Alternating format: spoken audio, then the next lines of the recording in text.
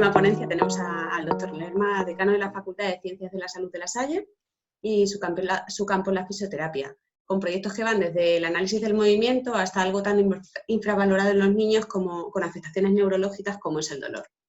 En esta ocasión nos va a hablar de las nuevas tendencias en neurorehabilitación infantil.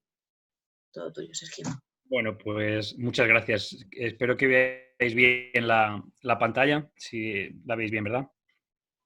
Bien, bueno, pues entonces yo en principio, o sea, por de formación os debo decir que como todos y pago hipoteca y de vez en cuando pues colaboro con alguna farmacéutica, de forma que, bueno, tengo algún conflicto de interés que declarar en estos momentos, tanto con Alexion como con Allergan, ¿vale? Y además pertenezco a una generación muy concreta.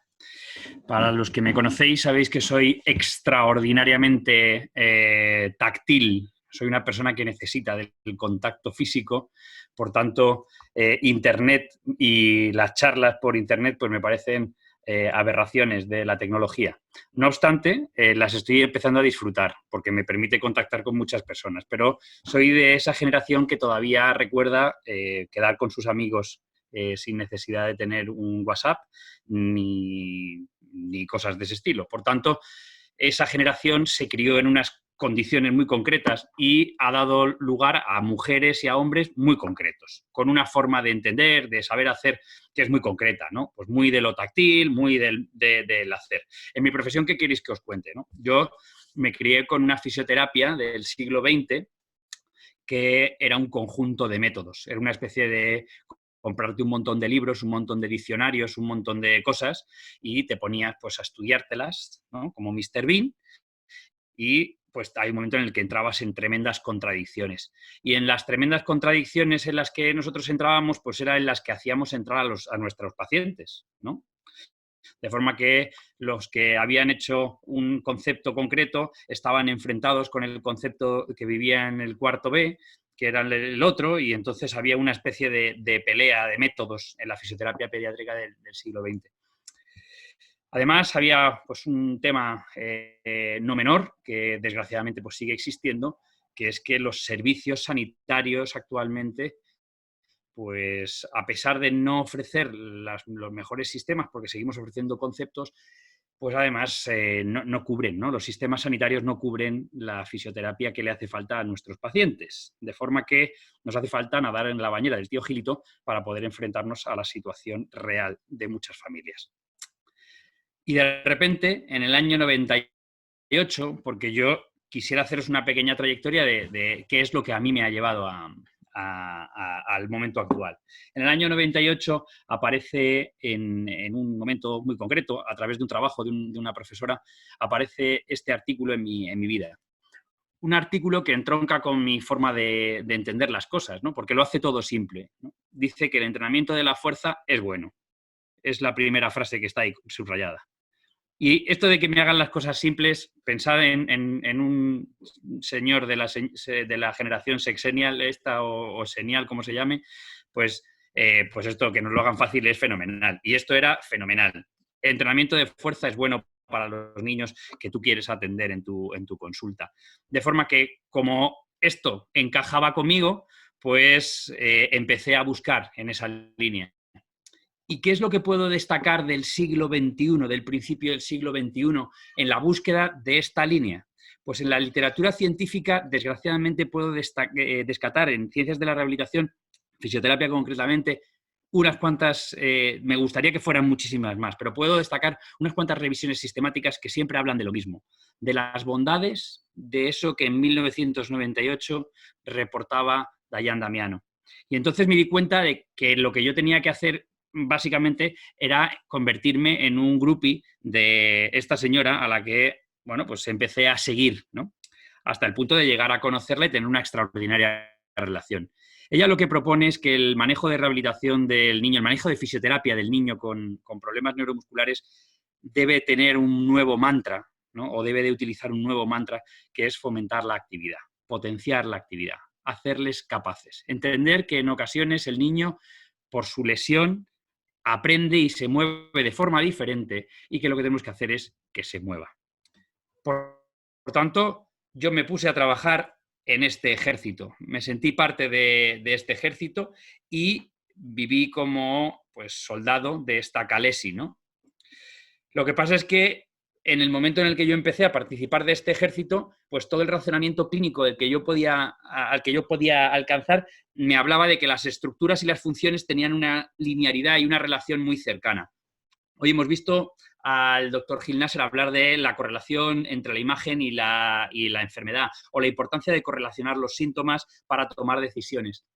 Claro, ese formato es un formato avanzado, muy potente para una mente clínica muy bien desarrollada, en una persona con extraordinaria experiencia, pero tienen que pensar en un joven de mi generación que empezaba a ver pacientes. Y ese joven de mi generación que empezaba a ver pacientes tenía una correlación entre estructura y función un poco rara. De forma que todo lo que yo hacía era buscar la repercusión funcional de las deformidades. Buscar que los pies equinovaros que veía en la camilla tuvieran un comportamiento en la marcha.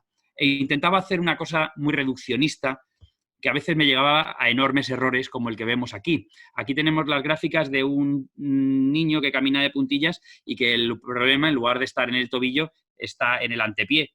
Claro, ¿qué es lo que nos hacían falta? Pues nos hacía falta medios, sistemas de exploración correctos para poder diagnosticar este tipo de problemas. Ver a un niño caminar y encontrarte un problema en el tobillo-pie, en la camilla, pues bueno, pues podía tener que ver con el tobillo o podía tener que ver con el antepié. Y para eso necesitamos sistemas de captura de movimiento. Ese fue mi primer escalón dentro del conocimiento de los trastornos del movimiento. Tuve la suerte de poder empezar a trabajar en el Laboratorio de Análisis del Movimiento del Niño Jesús y empezamos a hacer esto que se veía en los artículos científicos pues como una realidad clínica. Entender el trastorno del movimiento y no hacer una correlación intelectual entre los problemas estructurales y las funciones, sino estudiar la función marcha como un problema, supuso una revolución para mí y para los colegas que pudimos compartir tiempo durante el tiempo que yo estuve en el laboratorio. Este laboratorio sigue existiendo, siguen viendo pacientes y se siguen haciendo las cosas de forma extraordinaria. Lo que pasa es que yo me moví en dirección de la investigación. Pero insisto en que no hacer esta correlación es importante. Y otra de las cosas que desgraciadamente yo aprendí tarde y que creo que es importante que nosotros tengamos en mente es que sobre lo que nosotros hacemos, sobre las conductas terapéuticas que nosotros hacemos con los pacientes, pues también tenemos que ser reflexivos. Muchas de las intervenciones que nombraba al principio requieren de más evidencia científica. Más evidencia científica no quiere decir que estén mal. Debo romper un guante en favor de lo que se hace diariamente en todos los centros, en la atención temprana, en los hospitales, en los centros privados, en cualquier sitio. Hay que romper una lanza porque lo que se hace es extraordinario. Son súper profesionales que juegan a hacer cosas increíbles. El problema está en que esas cosas increíbles no tienen soporte basado en la evidencia y que cuando uno empieza a comparar se da cuenta de que hay algunas cosas que no son del todo buenas. Por tanto, tenemos que empezar a ser un poco críticos y dentro de ser un poco críticos, pues tenemos que empezar a hacer estudios de más calado acerca de esas intervenciones que parecen ser buenas, pero que a veces no conducen hacia lo mejor a nuestros pacientes. Tenemos que empezar a entender que la ciencia está para ayudarnos. No es un punto de parada. La ciencia está básicamente pues, para que nosotros la utilicemos y la apliquemos. Y tenemos ya suficiente literatura con análisis súper complejos de la evidencia científica, comparando distintos tipos de ensayos clínicos, en los que vemos que, de nuevo, el mantra que repetía Dayan Damiano, pues es la solución a casi todos o a muchos de los problemas que nosotros vemos en muchos pacientes. Hacer que los niños sean activos, promocionar la actividad. Y dentro de la promoción de la actividad cuenta con muchísima evidencia el uso de entrenamientos de fuerza. Desde el año 98, y me cuesta resistirme a que casi 20 años después de ese primer artículo, la evidencia siga diciendo lo mismo. Vemos niños que tienen una experiencia motora devaluada y que son profundamente débiles. De forma que una de las cosas que podemos hacer para mejorar su funcionalidad es promover su fuerza, hacer que sean más fuertes. Claro, hacer que los niños sean más fuertes nos lleva a ellos. de lo que nosotros hemos ido haciendo en el grupo de investigación. Caracterizar los problemas del músculo espástico, tipificar cuáles son los efectos inmediatos del entrenamiento y caracterizar también cuáles son los problemas que tienen estos niños a nivel metabólico, cardiorrespiratorio y neuromuscular. ¿Qué es lo que pasa cuando nosotros hacemos un análisis de la literatura que hemos ido produciendo en nuestra muestra, en los niños que tienen parálisis cerebral que hemos visto en el Hospital Niño Jesús o en distintos grupos que hemos ido incluyendo, ¿no? Pues nos damos cuenta de que son niños que tienen poca actividad, que son débiles y que tienen además una disminución de parámetros funcionales como el VO2 max, ¿no? Que son los litros que uno consume cuando se mueve, ¿no? De los litros de oxígeno. Estas variables hacen que, bueno, pues que los niños jueguen menos, tengan menos capacidad de juego. Está claro que hay 20.000 motivos más, ¿no? Para no ser funcional, pero la fuerza es el factor limitante más fácil de ver y más fácil de tratar, porque con una intervención simple, con intervenciones en las que hacemos programas de ejercicio analítico apenas sin transferencia a la función, encontramos una mejora de las escalas funcionales y del VO2 max, ¿no? Parámetro, que ocurren prácticamente a los 2 meses, ¿no? O sea, después de 2 meses de intervención encontramos unas mejoras que no solo son en la fuerza, sino también en la funcionalidad. Claro, no tenemos la gallina de los huevos de oro, ni tenemos la piedra filosofal. Nos encontramos que este entrenamiento de la fuerza, hacer entrenamiento de la fuerza, beneficia al niño, pero no soluciona el problema del niño. Y nuestras familias, igual que las familias del resto del mundo, quieren un poquito más. Y entonces nos encontramos con que con el crecimiento y la pérdida de fuerza y la experiencia motora devaluada, pues a nivel mundial muchos de los niños desarrollan trastornos neuroortopédicos muy similares. Hemos pasado de estar en esta zona de confort donde ya sabíamos lo que teníamos que hacer a encontrarnos con una primera barrera. Muchos de los niños con problemas neuroortopédicos desarrollan contracturas en la adolescencia. Y este fue mi siguiente escalón, ¿no? Tanto yo como mis colegas de rehabilitación, como mis colegas de traumatología, nos dimos cuenta de que nuestros pacientes se agachaban al caminar. Y cuando uno se agacha al caminar, se cansa más. No es una cuestión solo de fuerza, es una cuestión de que eso consume mucha más energía. Y ahora los músculos funcionan de forma diferente. Y funcionar de forma diferente se convierten en niños que van a seguir caminando agachados. Encima, la evidencia científica nos dice que las soluciones deterioran más la fuerza. Operar a un niño le supone habitualmente una pérdida añadida de fuerza. De forma que nosotros nos planteamos buscar la inspiración en la literatura científica. Si no han leído el libro de Jesús Alcoba, se lo recomiendo. No va de inspiración de literatura científica, pero es un libro interesante para las Navidades. Bueno, pues ¿cómo hacer para que nuestros niños, que poco a poco empiezan a deteriorarse ortopédicamente, estos niños que nosotros vemos en la consulta, pues ¿cómo podemos hacer para que cambien? ¿Qué podemos hacer? Pues lo primero que se le ocurre a los traumatólogos del centro donde yo trabajo, pues se pueden imaginar, ¿no? Hacen esto, pero no lo hacen con un hueso de plástico como aquí en la diapositiva, sino con el de un niño de verdad. Y claro, esto en las 2 rodillas, con un montón de cosas, implica unos 18 meses de tratamiento, de rehabilitación post-quirúrgico. Si lo preguntamos a cualquier gerente, a cualquier gestor, nos dice que es una locura y que no se puede hacer y que vamos a ir a la cárcel, porque es carísimo, ¿no? El problema está en que si vemos un poquito más allá, nos damos cuenta de que los resultados de este tipo de aproximaciones centradas en el problema mecánico del paciente, en el problema de marcha del paciente, con esfuerzos multidisciplinares, conducen a resultados extraordinarios. ¿Qué es lo que pasa? Que teníamos que buscar, bueno, pues cuáles eran las intenciones de los niños, ¿no? ¿Por qué querían caminar? Y teníamos que motivarles para hacer programas de rehabilitación intensiva después de este tipo de cirugías. Conseguimos hacer algo de literatura científica con esto y nos sumamos al resto de grupos a nivel internacional que encontraban buenos resultados. El problema está en que, aunque uno encuentre buenos resultados, quiero que ustedes analicen esta gráfica. Esta gráfica es como un índice que nos dice si andamos bien o mal. Lo ideal es andar a 100, ¿no? Pues imagínense, estoy aquí en el 80, pues es llegar a 100, eso es lo normal. Pero nosotros teníamos un grupo de adolescentes de 13 años más o menos que caminaban en torno a los 50 y tantos puntos y les hicimos este tipo de procedimientos, les llevamos hasta los 70 y tantos puntos, pero después con el paso del tiempo empezaron a caer. Y esto no hace falta ser muy listo para darse cuenta de que nosotros estábamos haciendo algo regular. Porque si nosotros publicamos los resultados a los 6 meses, somos muy buenos, somos gente que hace las cosas muy bien, pero como los pacientes que vienen a vernos pues no se van a los 6 meses, pues si publicamos a los 12 meses seguimos teniendo buenos resultados, pero todo apunta a que vamos a tener en algún momento una situación un poco mala. Por tanto, decidimos buscar un poco más. Y claro, como el que estaba buscando era yo, ¿a que no saben cuál es la respuesta? Les falta fuerza.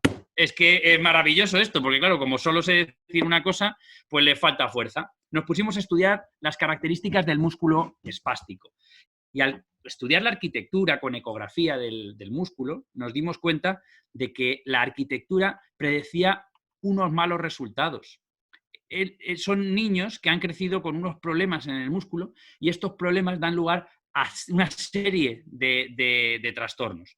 Lo que pasa es que estas justificaciones que yo le hacía a mis compañeros con un ecógrafo en la mano, pues no se las creía nadie. Aunque ustedes me están creyendo a mí porque yo se lo veo en la cara a los que están mirando, pero no me creía nadie. Y entonces lo que tuvimos que hacer es demostrar que esta hipótesis era cierta. Y empezamos a hacer nuevos estudios comprobando que los niños que nosotros estudiamos trabajan en una parte de la elongación de la sarcómera que requiere de un estiramiento, de una puesta en tensión. Es decir, ellos tienen una matriz muscular que es diferente y en esa matriz muscular que es diferente, en esa arquitectura muscular que es diferente, hacen las fuerzas de forma diferente. Y eso les lleva a desarrollar problemas funcionales. Y entonces, pues bueno, seguimos haciendo estudios y nos dimos cuenta de que teníamos potencial terapéutico, teníamos una herramienta entre manos que podía ser interesante. Aunque les parezca increíble, durante un tiempo conseguí que casi todos mis compañeros dijeran eso de que los niños tenían problemas de fuerza. Por fin lo habíamos conseguido. Teníamos una diana terapéutica y de repente salió una revisión sistemática en la Cochrane que decía que el ejercicio en parálisis cerebral pues no era para tanto. Pero yo, que había ido a discutir, porque yo soy de discutir así, normalmente con cerveza, pero soy de discutir sistemáticamente, le propuse a mis compañeros que teníamos que intentar hacer algo con ejercicio.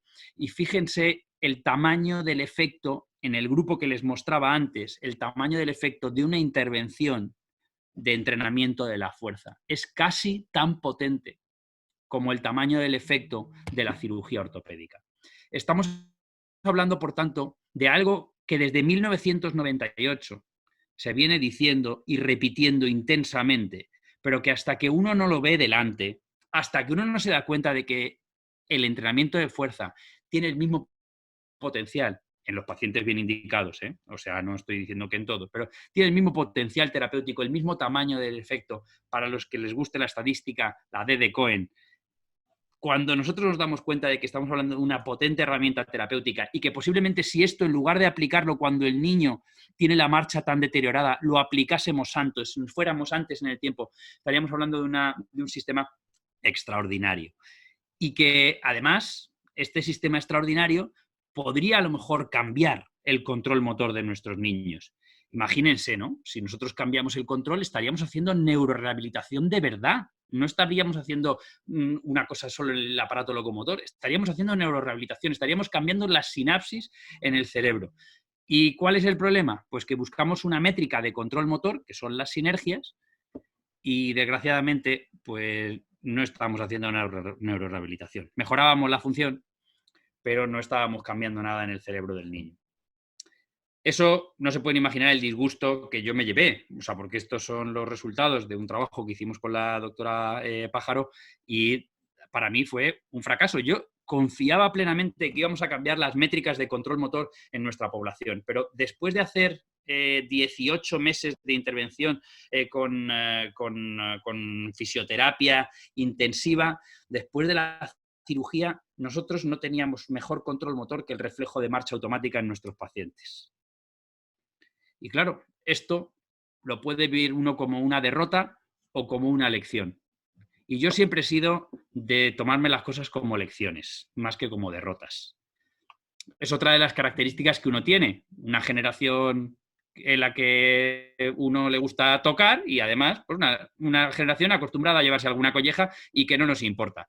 Entonces, en esa generación tomábamos apunte y la reflexionábamos. Y entonces nos dimos cuenta de que había tratamientos que eran buenos, pero que era necesario pensar que la lesión está en el cerebro y que para poder buscar una cosa mejor teníamos que estudiar, porque acabábamos de encontrar un límite y que la única barrera que nos faltaba era superar el límite.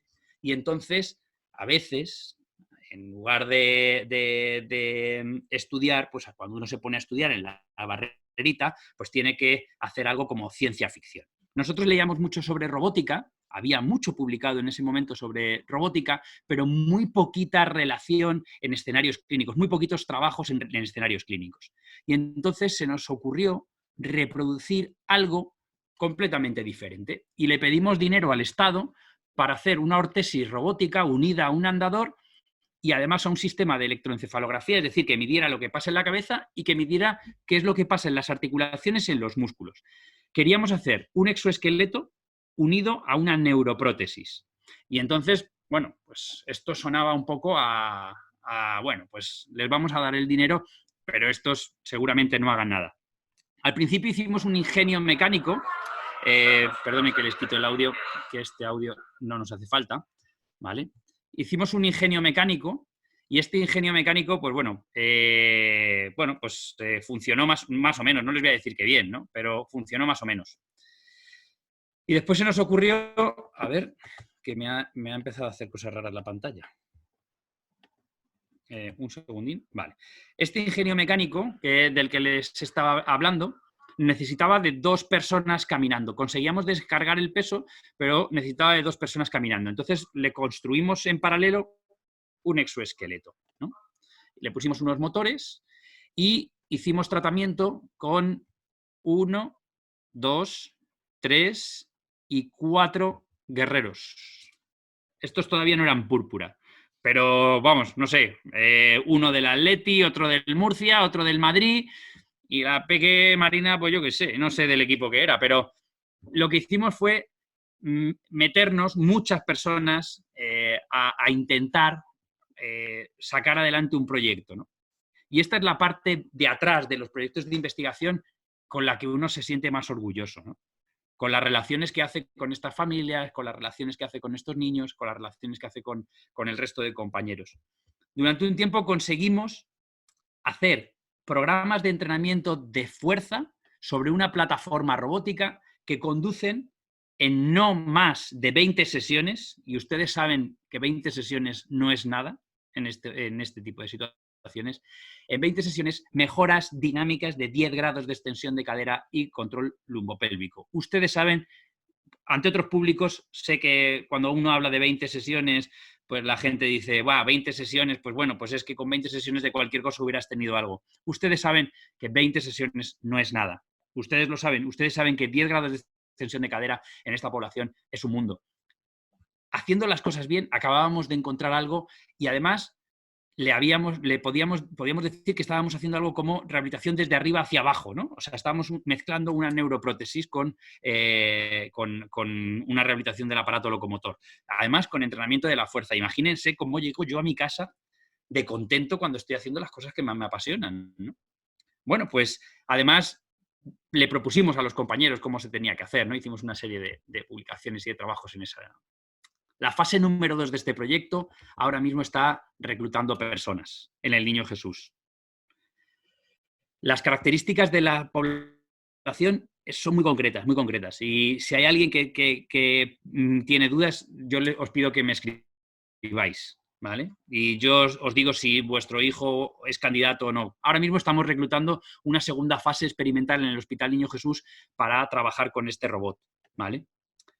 Claro, solo lo del robot. Bueno, pues también se nos ocurrió hacer una neuroprótesis. Lo he dicho antes y ahora os comento un poquito en qué consiste esto de hacer una neuroprótesis. Mirad, esto es un sistema de electroencefalografía y el niño está vistiendo unas gafas de realidad virtual. En las gafas de realidad virtual lo que va a ver el peque es este vídeo, esta animación que yo les pongo a ustedes.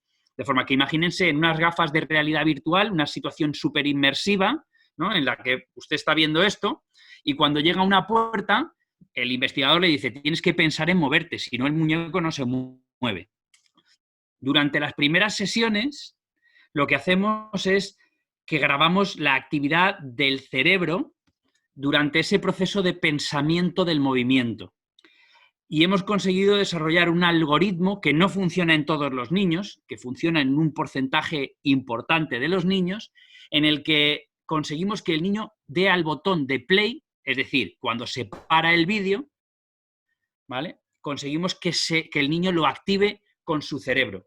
Y después hemos conectado la terapia robótica con este tipo de rehabilitación basada en realidad virtual e imaginación de acciones. Este estudio ahora mismo también está reclutando pacientes, tanto en el Niño Jesús como en La Salle, mucho más abierto.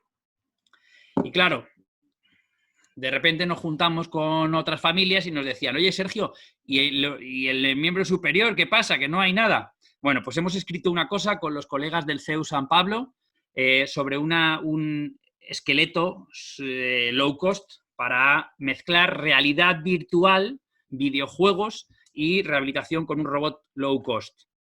Aquí tienen un poco pues, a la hija de uno de los investigadores que me ha dado permiso para mostrarles el robot. ¿Vale? No me funciona el vídeo. También estamos reclutando personas para este estudio. También estamos haciéndolo ahora mismo. ¿Vale? Por tanto, nos encontramos con un montón de nuevas posibilidades porque todo lo que antes eran estereotipos, formas de hacer que eran sistemáticas, el método X, el método Y, ahora mismo se han convertido en sistemas en los que los conceptos son herramientas. El profesional tiene que tener una caja de herramientas. Si no tenemos una caja de herramientas no vamos a poder hacer muchas cosas, pero todo vale.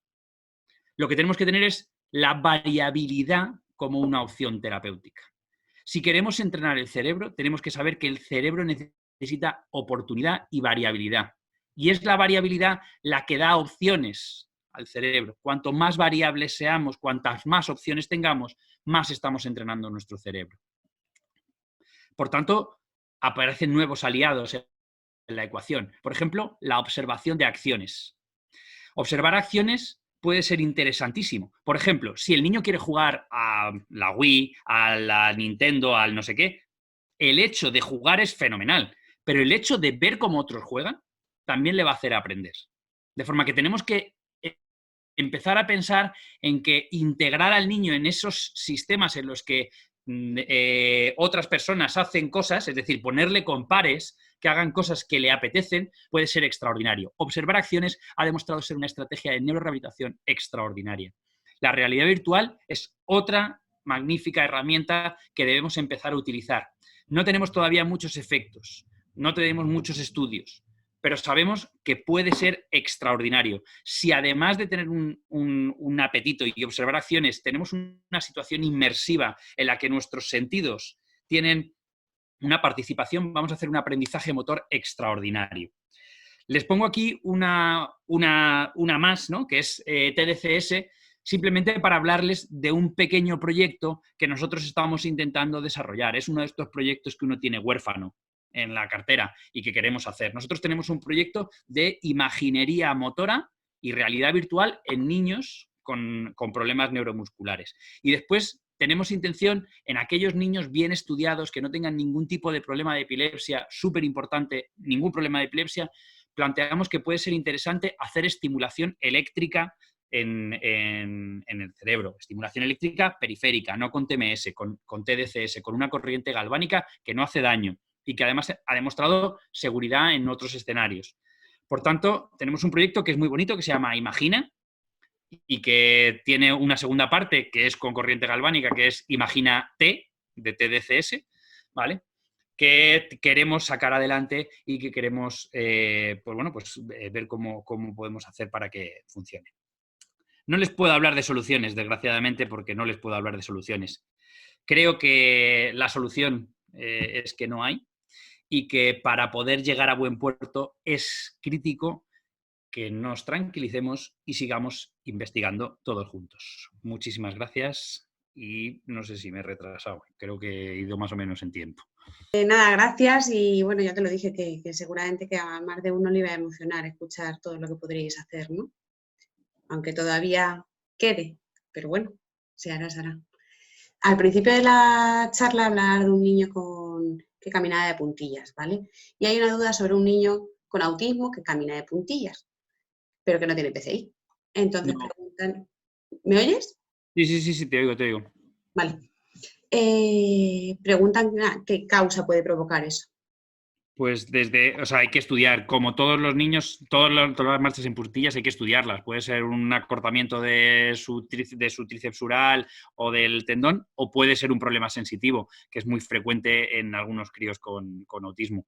Yo creo que lo más sensato es estudiar qué tipo de marcha en puntillas tiene, hacer una exploración física y a lo mejor un estudio de marcha con electromiografía para entender qué actividades tiene fuera de fase, ¿no? Porque podemos tener una situación con algún problema ortopédico o situaciones en las que no hay problemas ortopédicos, son trastornos sensitivos.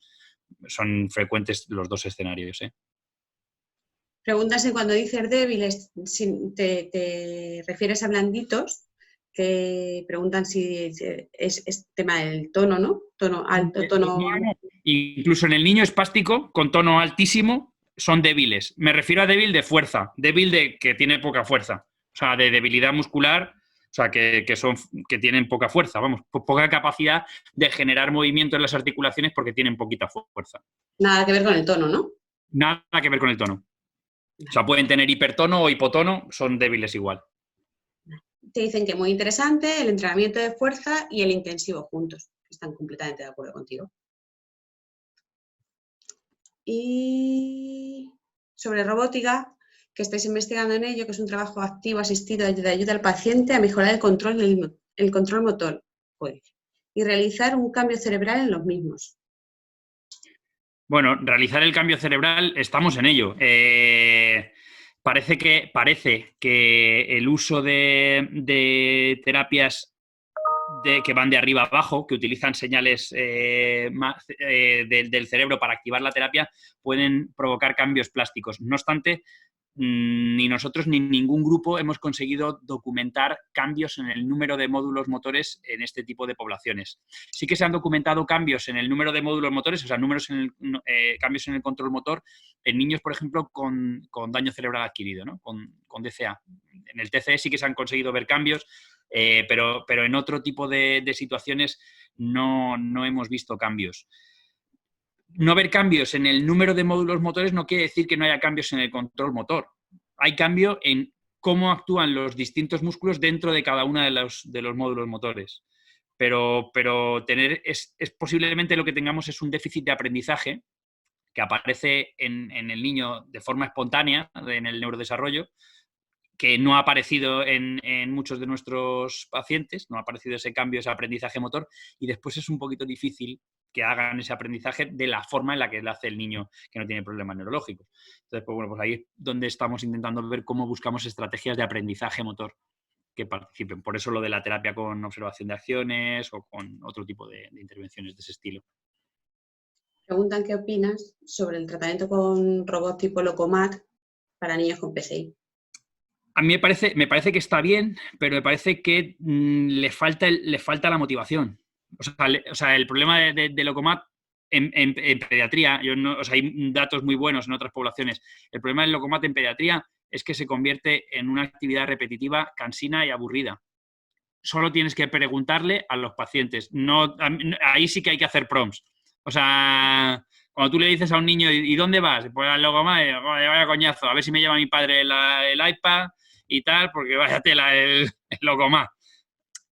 Hay que intentar hacer que, pues eso, y es sencillo, realidad virtual sumada, por eso nosotros hemos apostado por robots que se mueven, o sea, y aún así hay que dinamizarlos, hay que hacer que haya un juego detrás, ¿eh? O sea, Y que sea, ¿no? Como hablábamos, que sea el niño el que quiera ponerlo en movimiento al el robot, el que niño quiera tiene hacer. que ser el que quiera. O sea, que te muevan las piernas, pues bueno, se ve. Difícil que un chaval con ciertas edades vea los beneficios y participe simplemente por el hecho de que tú le anticipes un beneficio. Es complicado. Y Como lo visto que de te vamos a pinchar y te va a venir muy bien. Y dices, bueno, pues no sé, cuando me venga bien lo entenderé, pero de momento así gusto no tengo. ¿Y de la terapia restrictiva? Terapia restrictiva extraordinaria, muy buenos números en la literatura y creo que lo que hay que hacer es buscar candidatos. O sea, creo que no es para todos. O sea, creo que yo no veo ni bondades ni maldades en ninguna terapia. Creo que hay que hacer uso de la literatura y hay que adaptar las terapias a los niños que uno tiene en la consulta. Esto de que yo hago una terapia y que la gente venga en masa a mí como el gurú que hace la terapia y entonces me parece una cosa completamente anacrónica y de locos. Creo que lo lógico es que tú tengas un arsenal de terapias y que tú busques candidatos. O sea, que habrá cosas que le vengan bien a unos niños, otros no. Creo que ahí los clínicos, yo soy a lo mejor... no soy, o sea, es una persona que lleva mucho tiempo haciendo investigación y veo poco en clínica. Entonces, entiendo que ahí los clínicos juegan un papel crítico. O sea, ellos son los que saben detectar quiénes son los que van a tener, quiénes son los buenos respondedores a una intervención, quiénes necesitan más intensidad, quiénes necesitan menos intensidad. Pero, o sea, todas las terapias buenas, pero bien pautadas. Y siguen preguntando por otras. ¿TeraSuite? TeraSuite, como casi todos los conceptos intensivos, un segundín, que tengo aquí una hija rubia que se lleva un beso. Venga, pero vete para allá, que está hablando papi, ¿vale? Bueno, a ver, es que no encuentro un perrito, que es casi tanto problema como responder lo del TeraSuite. A ver, TeraSuite es otro tipo de intervención que sí que es cierto que casi todos los trajes tienen poquito predicamento en la literatura científica, ¿eh? O sea, los trajes tienen poquito recorrido en la literatura científica. Posiblemente si comparamos el traje con cualquier otro procedimiento intensivo con la misma periodicidad, tendríamos efectos muy similares. Pero si la única forma de hacer un intensivo es TeraSuite, es posible que sea una posibilidad, ¿no? O sea, pero creo que tiene más que ver con la dosis que con si el traje es Adeli o es TeraSuite. Creo que tiene que ver más con el hacer mucho durante un tiempo corto, ¿no? Vuelven a preguntar por Locomat, pero preguntándote si en los centros utilizan a la vez juegos que los motiven a los críos, que si puede ser beneficioso. Yo creo que, insisto, creo que nosotros lo que tenemos que hacer es fomentar el aprendizaje, ¿no? Yo quiero que ustedes se retrotraigan al profesor suyo que les explicó límites, derivadas e integrales, ¿no? Pues claro, pues es que esto es una cosa que a uno le explican y que, claro, dice, no, esto te va a servir para la vida. Pues hombre, a mí ahora mismo me sirve un poco, pero en el momento tú la utilidad para la vida se la ves de forma un poco tal. Y hay algunos profesores que hacen, porque te lo hacen de una manera, hacen que tú lo hagas derivadas y que te molen un montón y que las sepas hacer y que te guste. Y hay profesores que no. Pues esto es lo mismo. Pedirle a un niño que piense que esto le va a venir bien en el futuro y que no sé qué, no sé cuántos, pues es lo de los límites y las derivadas. Pues bueno, al que le sirva, que le sirva. Pero el chaval no va a ver ese rendimiento porque estamos hablando de una persona que para él el futuro es a lo mejor dentro de 1 hora y media. O sea, ¿no? Que ahí es donde pone el futuro un chaval, ¿no? Entonces, claro, no sé, ahí es muy difícil de hablarles de beneficios. Entonces, yo creo que si el profesional conecta con el niño y busca un sistema que se lo hace atractivo, posiblemente pues, se le pueda sacar muchísimo beneficio a Locomat o a cualquier cosa, pero requiere de unas mimbres por parte del profesional. Creo que en fisioterapia, que me puede corregir Carmen o cualquier otro colega que haya en la sala, en fisioterapia sí que solemos contar con un poquito más de tiempo con el paciente. O sea, nuestro factor limitante normalmente no llega a ser el tiempo. No digo que no nos gustaría estar mucho más tiempo con el paciente, pero normalmente el factor limitante en fisioterapia no es el tiempo. No tenemos una agenda tan cargada, ¿no? O sea, tenemos un tiempecito para estar y para plantear, hacer pues unas sesiones que sean un poquito más creativas. Creo que el gran problema de la fisioterapia clínica es la rutina. Es la rutina, el no tener un objetivo. Por eso a veces los tratamientos intensivos consiguen mucho, porque no te llegas a cansar de hacer lo mismo, ¿no? O sea, haces un intensivo y tal, y saques... A veces el ver a un crío 2 veces a la semana y dices tú, joder, pues es que... Y te entras en la rutina, y cuando entras en la rutina es mejor levantar la mano y decir, me he cansado, que venga mi colega y que... ¿no? Porque muchas veces se entra en la rutina, ¿eh?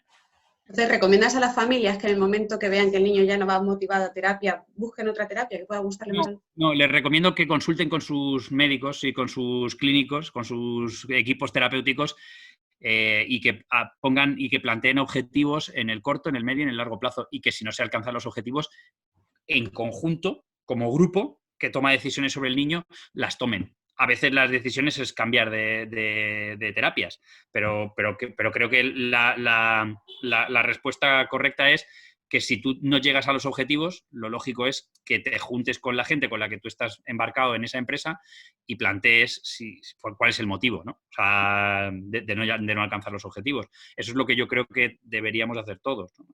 Cuando no sé, cuando tenemos una cosilla. Yo lo intento con los del banco, les digo, oiga, yo tengo confianza en que ustedes me hagan más rico, y me reúno con ellos, pero no me hacen caso. Pero, bueno, por lo menos la filosofía la tengo. No los motivas lo suficiente. Eso es cuestión de motivación, porque no hay. Pues nada, muchas gracias, Sergio. Un placer.